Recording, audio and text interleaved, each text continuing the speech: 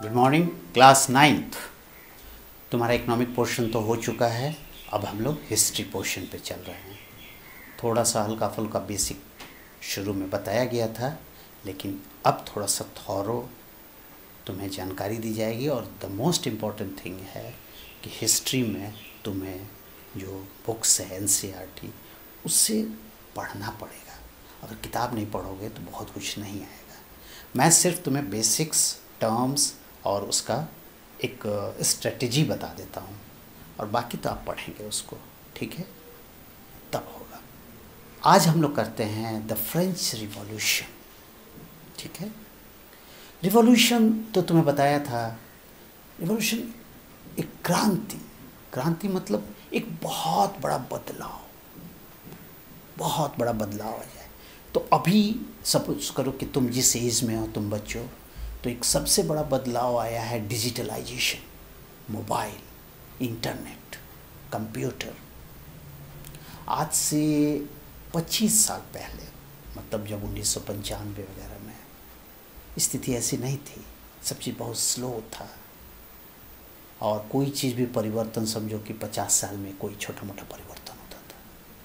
लेकिन जब से डिजिटलाइजेशन दुनिया में आया है, सारी चीज़ें बदल गई है। और आज सबसे इम्पोर्टेंट डाटा हो गया है, किसी चीज़ का डाटा, और सब तुम्हारे फिंगर टिप्स पे है। अब तुम्हें कहीं कुछ समझने की ज़रूरत नहीं है। अगर तुम्हारे अंदर आता है कि ये चीज़ मुझे जानना है, यू गो टू गूगल। उसी तरह रिवॉल्यूशन, ये मोबाइल रिवॉल्यूशन, डिजिटल रिवॉल्यूशंस है, ठीक है? बहुत बड़ा बदलाव। अब हिस्ट्री में जो बीता हुआ कल था, उसमें एक रिवॉल्यूशन हम लोग को पढ़ना है, फ्रेंच रिवॉल्यूशन। रिवॉल्यूशन तो समझे क्रांति, एक बहुत बड़ा बदलाव। फ्रांस में देखो, द फ्रेंच लग गया, मतलब वहाँ के लोग के बारे में। द इंग्लिश लग गया, कहाँ के लोग? इंग्लैंड के लोग, ठीक है बेटा। द इंडिया लग गया तो कहाँ? इंडिया के लोग। तो द फ्रेंच रिवॉल्यूशन, फ्रेंच में एक रेवोल्यूशन हुआ जिसका बदलाव आज हम लोग महसूस कर रहे हैं। आज अगर तुम देख रहे हो, डेमोक्रेसी है, liberty, equality, fraternity, right to vote है, ये फ्रेंच रेवोल्यूशन की पैदाइश है, इसका दिन है। उसके पहले दूर दूर तक ये चीज़ें नहीं थी, ठीक है? तो हम लोग देखेंगे कि ये इसमें इवेंट्स कौन कौन घटनाएं हुई हैं और प्रोसेस क्या हुआ, किस तरीक़ा से हुआ, इसको हम लोग बांटेंगे। क्लियर? तो हम लोग शुरू करते हैं 1770 के टाइम से। उस समय फ्रांस की स्थिति क्या थी, ठीक है? तो 3 एस्पेक्ट पर देखेंगे जब भी हम लोग हिस्ट्री पढ़ेंगे। समाज की संरचना, सोसाइटी कैसा था, इकोनॉमिक कंडीशन क्या था, पॉलिटिकल कंडीशन क्या था। 3 बात को हम लोग देखेंगे, ठीक है? तो मान लो कि 1770 के आसपास में फ्रांस की स्थिति क्या थी, समाज में लोग कैसे बटे थे, जिसको एक वर्ड हमेशा आप लोग लिखेंगे, हायरार्की। हायरार्की मतलब ऊपर से नीचे या नीचे से ऊपर जो चढ़ता क्रम होता है, हायरार्की बोलते हैं। हर चीज़ में मैं hierarchy, political hierarchy, administrative hierarchy, social hierarchy. जैसे हम लोग के यहाँ कुछ दिन पहले समझो कास्ट था, वो कास्ट हायरार्की था, ठीक है? तो ये हायरार्की वर्ड आप हमेशा यूज़ करेंगे। एडमिनिस्ट्रेटिव हायरार्की, मान लो स्कूल की एडमिनिस्ट्रेशन होती है, उसकी हायरार्की होती है। देश की जो पॉलिटिकल हायरार्की है, प्रधानमंत्री, उसके बाद अन्य लोग हैं। क्लियर? तो हायरार्की वर्ड आपका अब अपना बना लेना होगा, ठीक है? तो हम लोग देखते हैं कि समाज की हायरार्की कैसे थी। तो उन लोग जो बाता था उसको बोला लोग स्टेट, 3 स्टेट, ESTA। तुम स्पेलिंग देखोगे तुम्हारे पेज में आएगा, हम बताएंगे वहाँ पर कि सोसाइटी की हायरार्की क्या थी। 3 स्टेट में बटा था, ESTAT।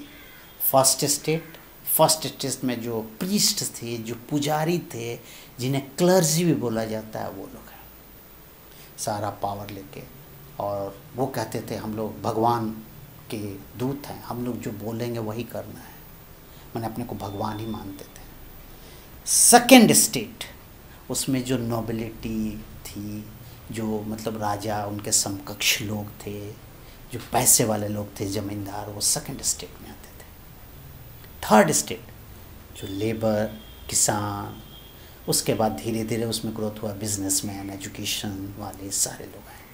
ठीक है, 3 स्टेट में बनता है। क्या क्या है? फर्स्ट स्टेट जिसमें पुजारी है, सेकंड स्टेट जिसमें राजा और नॉबल्स वगैरह हैं, उनके जो अमीर और लोग लॉर्ड जो थे जिनको लॉर्ड्स भी बोला जाता था। थर्ड में जो गरीब है। हर की समझ में? अब देखो ये ऊपर वाले दोनों हैं फर्स्ट स्टेट सेकंड, सारा पावर सारा सुविधा अपने हाथ में लिए हुए थे, इनको कुछ करना नहीं रहता था। अब मान लो कि टैक्स चाहिए तो ये लोग टैक्स नहीं देते, टैक्स थर्ड स्टेट ही देता था, एग्रीकल्चर से थर्ड स्टेट देता था। ठीक है, और ये दोनों टैक्स नहीं देते थे। इवन चर्च जो था, क्लर्जी जो था, वो भी एक तरह का टैक्स लोग से लेता था, टिथे बोलते थे उसको। टैक्स कौन पेता था? नीचे वाला। अब आप गरीब हैं, किसान हैं, कुछ भी हैं, आपका उपज हो या ना हो, लेकिन ऊपर टैक्स लेते, और टैक्स मनमाना रूप से लिया जाता था, आपको देना ही है। तो वहाँ पर समझो कि थर्ड स्टेट जो निचले तबके थे उसका एक्सप्लॉयटेशन होता था। तो स्वाभाविक इकोनॉमिक कंडीशंस की गड़बड़ है। ये सोशल देख लिए, पॉलिटिकल समझ में कि जो राजा हैं वो सर्वश्रेष्ठ, उन्हें भी भगवान का दूत माना जाता था, वो जो कहें वही सबको फॉलो करना पड़ता था। जो थर्ड स्टेट वाले थे उनकी इकोनॉमिक कंडीशन की क्या हाल होगी? बहुत ख़राब। ये टैक्स भी देना है, कभी कभी फसल नहीं होता था तब भी टैक्स देना है, पेट में अनाज नहीं है तब भी टैक्स देना है, अनाज नहीं है आप नहीं टैक्स देते तो उनके घर जाके काम कीजिए, उसको सधाइए। तो ये जो जनरेशन से जनरेशन चला आ रहा था, और जनरेशन से जनरेशन एक ही बात चल रहा था, जो थर्ड स्टेट में थे उनके पेरेंट्स बोलते थे कि भाई तुम गरीब पैदा हुए, गरीब रहोगे, दबे हुए रहोगे, इसके अलावा कोई उपाय नहीं, क्योंकि उनके सोच में ही नहीं आ सकती थी कि वो भी आज़ाद हो सकते हैं, वो भी पैसे वाले हो सकते हैं। ये जनरेशन टू जनरेशन चलता है। इसके बारे में हम लोग मोटिवेशनल क्लास में बात करेंगे कि इस चीज़ को कैसे तोड़ा जाता है। ठीक है, तो क्या समझे, उनकी गरीबी जनरेशन टू जनरेशन ट्रांसफ़र होते गई, उनकी अमीरी जनरेशन टू जनरेशन ट्रांसफ़र होते गई, सब चीज़ चल रहा था, कोई बदलाव नहीं हो रहा था समाज में। ठीक है, सोशल, इकोनॉमिक, पॉलिटिकल सब चीज़ें। अब देख बेटा, अब जैसे जैसे 1770 1780 जब आने लगा तो ये थर्ड स्टेट में इंटेलेक्चुअल्स, पढ़े लिखे लोग आने लगे, और वो अब उनके अंदर एक फीलिंग आने लगी, जो सपना देखने लगे, विजन देखने लगे। ठीक है, कि अंदर कुछ पालने लगे कि अरे वो राजा है, वो प्रीस्ट है, हम हैं, तो हमारे में अंतर क्या, हम भी पैदा हुए, छोटे थे, बड़े हुए, तो हम लोग तो भगवान जी तो एक ही तरह बनाए, भगवान जी थोड़ी कहेंगे उसको अलग बना दिया हमने। तब इन लोग के अंदर कुछ रिवॉल्यूशन की बू आने लगी, जिसको खुशबू बोलोगे, फ्रेगरेंस बोलोगे, एक चेंजेस लाने के। फिर इसमें 2-3 आदमी बहुत बड़ा काम किए, नाम तुमको लिखना पड़ेगा किताब में, जॉन लॉक, रूसो, मॉन्टेस्क्यू और वॉल्टेयर एक आएगा बाद में, उसको पढ़ के 3। इन लोग की क्या व्यूज़ हुई, तीनों के अलग अलग व्यूज़ आपको लिखने पड़ेंगे। लॉक बोला अरे हम चेन में थोड़ी पैदा हुए, हम भी लिबर्टी में हैं, फ्रीडम में हैं, जैसे राजा है वैसे हम भी फ्रीडम में हैं, तो nobody is born with chain. ये तो चेन ये राजा और पादरी जो हम लोग को लगा दिया है। अब सब लोग की बात करने लगा, इसके पहले लोग इस चीज़ सोचता नहीं था, बोला अरे ये बात तो सही है, हमें भी भूख लगती है, उसको भी भूख लगती है, वो भी ब्रेड खाता है, मैं भी ब्रेड खाता हूँ, वो भी कपड़ा पहनता है, मैं भी कपड़ा पहनता हूँ, उसे भी ठंड लगती है, मुझे भी ठंड लगती है, उसे भी गर्मी लगती है, तो हम तो एक ही है। अब धीरे धीरे ये बात चलने लगी, जॉन लॉक की बात। उसके बाद रूसो साहब सेम बोले अरे वो राजा है तो उसको पूरा अधिकार है, क्या हम लोग भी तो हैं, हमें भी वही अधिकार है जो उसका है, हम भी इक्वल है, इक्वलिटी होनी चाहिए, तो इनइक्वालिटी को हटाना होगा। उसके बाद मॉन्टेस्क्यू बोले अरे जो राजा के हाथ में ही सारा पावर नहीं होना चाहिए, पावर का डिसेंट्रलाइज होना चाहिए, जो डेमोक्रेसी का बेस हुआ कि उसके लिए भी अलग अलग यूनिट होना चाहिए, अलग अलग, जैसे आया ना लेजिस्लेटिव, एग्जीक्यूटिव, जुडिशियरी, जो आप पिछले बार बताए थे, ये ऐसा डिसेंट्रलाइजेशन होना चाहिए, सब पावर एक ही पास में। ठीक है। अब ये धीरे धीरे बात बढ़ने लगी लोगों के अंदर, ठीक है, समझ में आया। अब देखो घटना कैसे बदलती है। ये तो फीलिंग सब लोग के अंदर दिमाग में ये बात टच करने लगी। दूसरा सिचुएशन समाज में हुआ, फसल खराब हो गया, भूख मरी बढ़ गई, गरीबी बढ़ गई। तो राजा के पास तो टैक्स नहीं पहुंचता था, तो राजा जो था लुई 16, जो राजा था उसमें लुई 16 नाम था, लुई 16। वो कहा कि मैं टैक्स बढ़ाऊंगा, अनर्गल टैक्स बढ़ा दिया हर चीज़ पर, लोग देने का सक्षम हुआ। तो एक प्रेशर बना कि उससे 150-200 साल पहले लगभग 1600 में एक होता था कि अगर टैक्स बढ़ाना है, कुछ करना है, तो तीनों स्टेट को एक मीटिंग की जाती थी, first state, second state, third state, और तब उसमें विचार करके टैक्स बढ़ाया जाता था, ठीक है। तो बहुत प्रेशर पड़ा, तो राजा बोला कि चलिए हम लोग इस पर मीटिंग करते हैं। वो डेट हुआ, तुमको ये डेट जरूर नोट करोगे, 5 मई 1789। ये 1789 तो तुमको याद है, 789, उसके पहले 1 लगाओगे, 1789 याद रहेगा। मई, जैसे हम लोग का कोरोना फेज चल रहा है ना, मई जून जुलाई, देख रहे हैं ना, तो ये भी मई 1789, जून 1789, जुलाई 1789, ये क्रांति हुआ है। तो ये बोला कि चलो भाई सबको बुलाए। तो वर्साय में फर्स्ट स्टेट आया, सेकंड स्टेट आया, थर्ड स्टेट। तो फर्स्ट स्टेट के 300 आदमी आए, सेकंड स्टेट के 300 आदमी आए, थर्ड स्टेट तो जो इंटेलेक्चुअल्स थे उन्हीं को बुलाया गया, और बाकी लोग को बोलो बाहर रहो और तुम अपना जो भी ग्रीवांसेस है अपने इन लोग के साथ लिख रहे हो, ठीक है। तो लगभग 40,000 ग्रीवांसेस लोग लिख के दिया, थर्ड स्टेट लेके गया। तो पता चला कि फर्स्ट स्टेट को बैठने को कुर्सी, सेकंड स्टेट को बैठे, थर्ड स्टेट खड़ा रहा, ठीक है। इससे भी इन लोगों को कोई दिक्कत नहीं था, थर्ड स्टेट को बोला चलो। तो उस समय क्या था कि जो वोटिंग होगी तो एक एक स्टेट को एक एक पावर, मतलब first state second state power, कोई भी वोटिंग करता तो उसी की जीत होती, थर्ड स्टेट की तो नहीं हो सकती थी। तो ये लोग बोला नहीं, वो लोग बोला कि फॉलो करना हमको रूसो का सिद्धांत कि हर आदमी 1 वोट, तब हम लोग इसको मानेंगे। लेकिन राजा नहीं तैयार हुआ, ये लोग वॉकआउट कर दिया, निकल गया, उससे बाहर आ गया, ठीक है। और जब बाहर आ गया तो सब लोग बोला कि ये चीज़ तो गड़बड़ हो गया। तो धीरे धीरे ये लोग अपनी मीटिंग्स बढ़ाने लगे, और सब जगह अब लोग के अंदर उबाल आने लगे कि नहीं, ये सिस्टम नहीं रहना चाहिए, ठीक है। तो ये जो इंटेलेक्चुअल्स थे, ये लोग, नेक्स्ट डेट हुआ तुमको जून 20, 1789 को वर्साय में ही जो टेनिस कोर्ट था, यहाँ ये लोग सब लोग इकट्ठा हुए और बोले कि प्रण लिए कि ये हम लोग का नेशनल असेंबली रहेगा, और यहाँ हम लोग कॉन्स्टिट्यूशन लिखेंगे जो पहले का जितना ये इन लोग का फेवर का चीज़ है, नहीं, सबको समान अधिकार मिले। और बोले कि जब तक हम लोग ये कॉन्स्टिट्यूशन लिखे यहाँ से हिलना नहीं। वहाँ बैठ के ये लोग शुरू कर दिए। उसमें इन्हें कुछ फर्स्ट स्टेट और सेकंड स्टेट के कुछ लोगों का सपोर्ट मिला, क्योंकि हर आदमी देखता है एक्सप्लॉयटेशन होता है, तो बहुत से लोग के अंदर भगवान जी कुछ बुद्धि विवेक देते कि नहीं ये गड़बड़ है। तो उसमें 2 नाम तुम्हें जरूर लिखना है, मीराबेव जो एक नोबल फैमिली से आता था, और एक एबेसीज जो एक प्रिस्ट थे।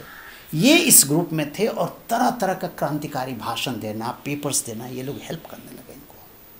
ये चलने लगा वहाँ कॉन्स्टिट्यूशन। इस बीच समाज में और सभी घटनाएं हुई। घटनाएं क्या हुई देख लो। अब सबके अंदर असंतोष फैलने लगा, क्योंकि टैक्स देने के लिए कोई तैयार नहीं था। थोड़ा थोड़ा विद्रोह की बू अब बढ़ने लगी, क्योंकि ये रूसो वगैरह का सब सुनते सुनते सब लोग को आना। अब कहीं कहीं समझो कि राइट होने लगा, दंगा होने लगा। दूसरा, क्रॉप तो हुआ नहीं, कोल्ड की वजह से ख़त्म हो गया। अब क्रॉप नहीं हुआ तो ब्रेड का प्राइस बढ़ गया, जो वहाँ का स्टेपल फूड है, मेन खाना है, प्राइस बढ़ गया। तो इससे जो कालाबाजारी भी शुरू हुआ। जो ब्रेड के दुकान, उसको क्या बोलते हो, बेकरी, बेकरी के जो शॉप थे, और दाम सब बढ़ने लगा। लाइन में दिन भर खड़े रहो, शाम को कहा ब्रेड नहीं है, 4 ब्रेड दे के ख़त्म कर। अब ब्लैक करता था। तो ये पेट में भूख होने लगी लोग को, अनरेस्ट बढ़ने लगा, ठीक है, लोग परेशान हो गए। इसी बीच एक मैंने बात चली, अब सत्य या गलत, कि क्वीन जो बोली, पूछा गया कि भाई ये लोग क्यों इतना भीड़ लगाए हैं, क्यों क्या करते हैं? तो बोला इन्हें ब्रेड नहीं मिल रहा है। तो क्वीन को ब्रेड और पेस्ट्री में फ़र्क पता नहीं था, तो बोले पेस्ट्री क्यों नहीं खाते हैं? पेस्ट्री महंगा होता है ना, रसगुल्ला महंगा होता है। अब ये बात जानने लगे, तारी हम लोग का मजाक उड़ाया जा रहा है, सारे लोग के अंदर उबाल आने लगे। इसी बीच कोई हल्ला अफवाह हो गया कि भाई राजा जो है ना पेरिस में पूरा फोर्स लगा रहा है, और सबकी गुस्सा चरम पर आ गई। सारे लोग का गुस्सा चरम पर आ गई, और इतना क्रोध है कि 14 जुलाई, याद रखना, 14 जुलाई 1789 को लोग बैसिले में, महल में घुसे, आग लगा दिए, तोड़ फोड़ कर दिए। ठीक है। इसी तरह कोई और अफवाह उड़ा दिया कि भाई जो लॉर्ड्स हैं, जो किला में रहते हैं, वो कुछ लोग को भेजे हमारा फसल को, जो भी थोड़ा बहुत फसल उसको बर्बाद करने के लिए। लोग के अंदर इतना गुस्सा है कि लाठी फट्टा जो मिला हाथ में उठा के जाके, और उसमें जो उन लोग का महल था उसमें घुसे सबको, और जितना अनाज था सब लूट के ले गए, जितना डॉक्यूमेंट्स उन लोग का लिखा था सब जला दिए, आग लगा दिए, और जितने लॉर्ड्स थे और जो अमीर थे सब छोड़ के भाग गए। ठीक है, समझ में है? सारा भाग गए। अब इधर राजा देखा कि अरे ये तो मामला गड़बड़ हो रहा है, तो दौड़ा गया, जो नेशनल असेंबली बैठ के थे, बोला भाई ठीक है आप लोग कॉन्स्टिट्यूशन बनाइए, आप लोग जैसे बनाइएगा वैसे हम रहेंगे।